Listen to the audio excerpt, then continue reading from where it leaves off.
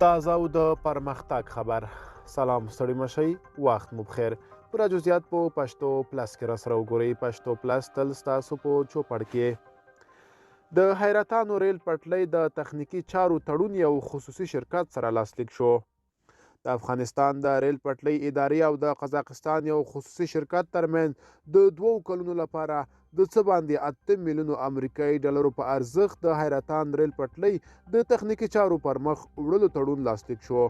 دغه تړون پرون په کابل کې د حکومت د اطلاعاتو او رسنیو په مرکز کې د یادې ادارې مسؤلینو او د قزاقستان د فاتح منصور شرکت استازو ترمنځ لاسلیک شو.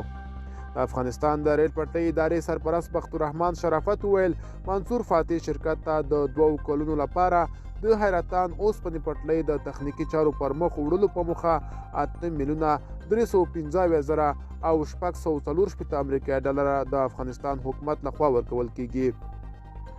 دی وايي یاد شرکت به د حیرتان مزار شریف د ریل پټلۍ تخنیکي چارې پر مخ وړي او د پټلۍ مدیریت به د افغانستان د ریل پټلۍ ادارې په واک کې وي. ملګرو دا به زموږ چمتو شوی ویډیو د لا ښکلې ویډیوګانو لپاره موږ سره پاتې شئ. تر بیا ښه وخت ښې چارې.